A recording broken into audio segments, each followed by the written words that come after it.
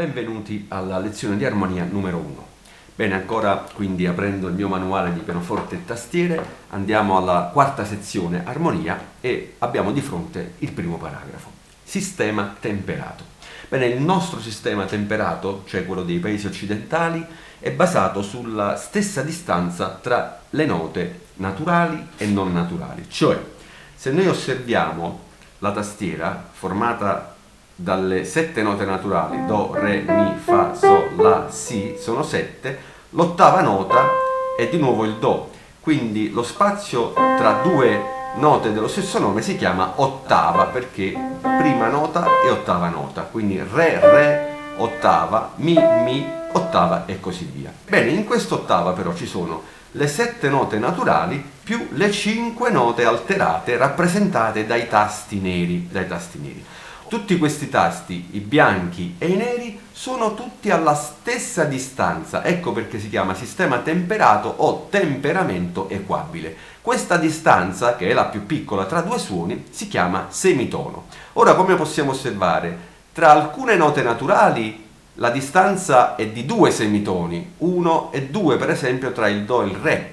Anche tra il re e il mi è di 2 semitoni, 1 e 2. Invece per esempio dal mi al fa la distanza è di un semitono perché è la più piccola questa.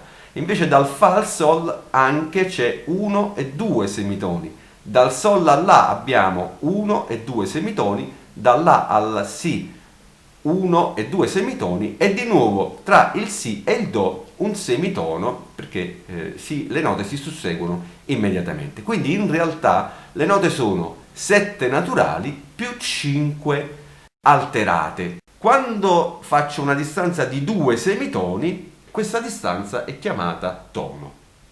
Ora facciamo un piccolo esercizio, calcoliamo la distanza in semitoni tra questo do e questo fa. Vediamo, partendo dal do io faccio 1, 2, 3, 4 e 5.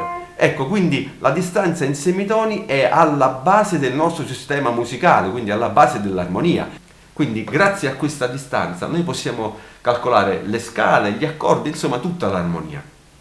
Allora, il primo esercizio che vedrete anche adesso illustrato è segnare in questi quadratini qual è la distanza in semitoni, badando bene se le note si succedono in senso ascendente o discendente. Esempio, la prima nota vedete è fa, la seconda è si ed è più alta, quindi si va verso la parte destra della tastiera, mentre tra la seconda e la terza nota è mi, si deve andare verso la parte grave della tastiera, verso la parte sinistra.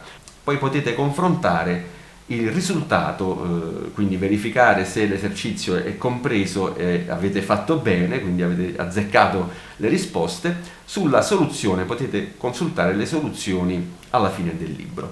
Comprendere questo argomento è fondamentale, quindi ripeto, su di esso si basa poi tutta l'architettura dell'armonia della musica occidentale.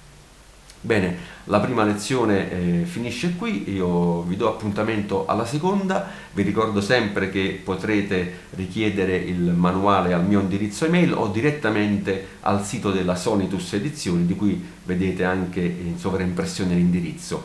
Le successive lezioni, la seconda sarà ancora su YouTube, ma le successive lezioni saranno poi visibili sul mio sito personale, che è musicanapoli.it, anche adesso vedrete in sovraimpressione. Io vi do appuntamento alla prossima e vi ringrazio per avermi seguito. Ciao!